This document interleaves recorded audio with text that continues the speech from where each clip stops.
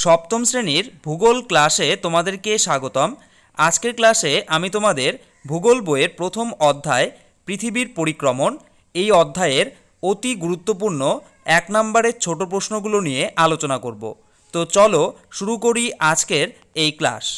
প্রথম প্রশ্ন, পৃথিবীর আকর্ষণ শক্তিকে কি বলে? এটার উত্তর হবে মাধ্যাকর্ষণ বলা হয়। দ্বিতীয় প্রশ্ন, পৃথিবী থেকে সূর্য কত বড়?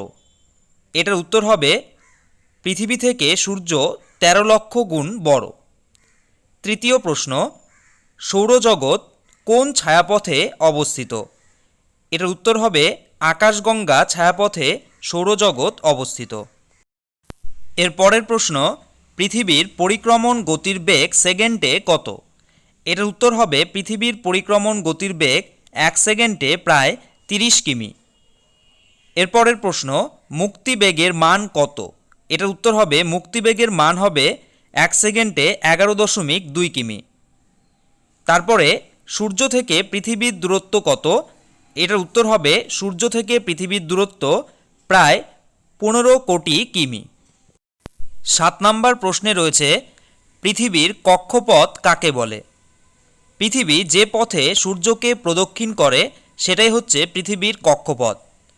এরপরে দেখো 8 নম্বর প্রশ্নে বলছে, কে প্রথম বলেন গ্রহগুলি সূর্যের চারিদিকে ঘোরে?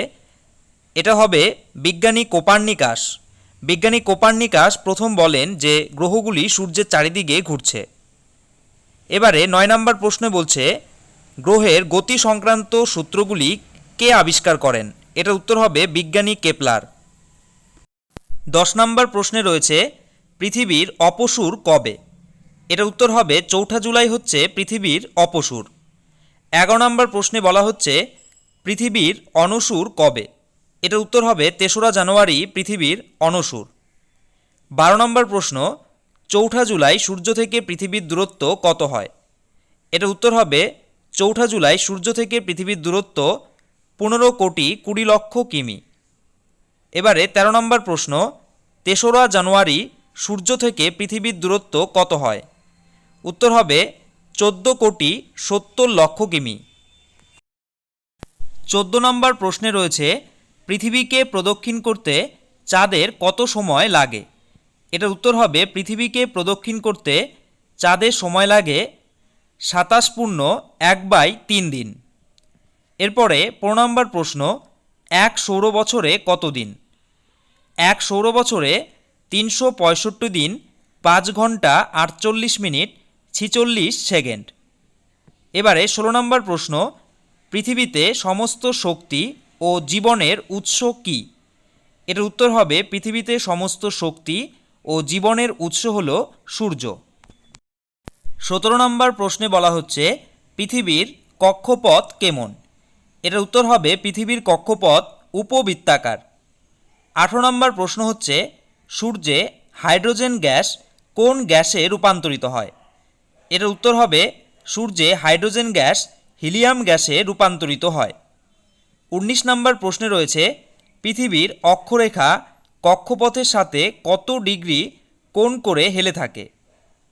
এটার উত্তর হবে 66.5 ডিগ্রি কোণ করে হেলে থাকে। 20 নম্বর প্রশ্নে রয়েছে, মহাবিষুব কবে? এটার উত্তর হবে 21শে মার্চ। 21শে মার্চ হচ্ছে মহাবিষুব। 21 নম্বর প্রশ্ন, মকর সংক্রান্তি কবে? মকর সংক্রান্তি হলো 22শে ডিসেম্বর। এরপরের প্রশ্ন, কর্কট সংক্রান্তি কবে?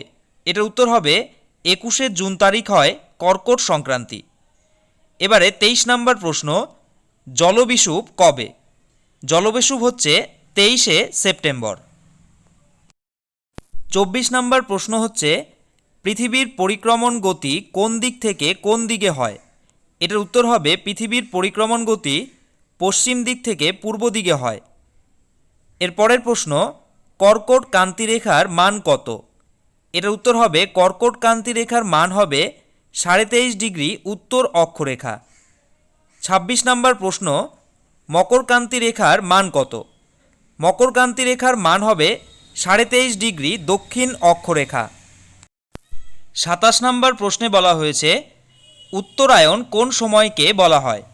দেখো, সূর্যের উত্তরায়ণের সময়কাল হচ্ছে 22শে ডিসেম্বর থেকে 21শে জুন তারিখ পর্যন্ত। 28 নম্বর প্রশ্ন, দক্ষিণায়ন কোন সময়কে বলা হয়?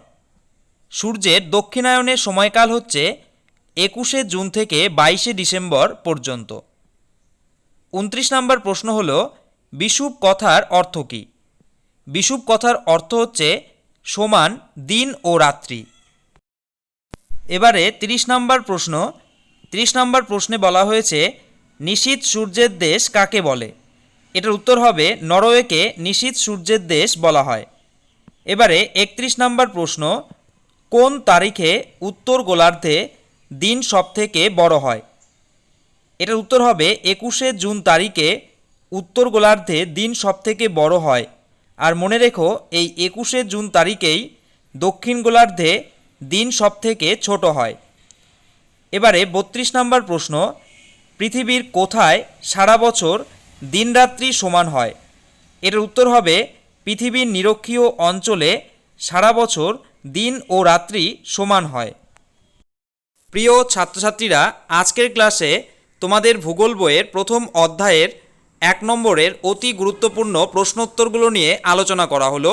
এই ধরনের এডুকেশনাল ভিডিও পাওয়ার জন্য তোমরা অবশ্যই আমাদের এই চ্যানেলটি সাবস্ক্রাইব করতে ভুলো না।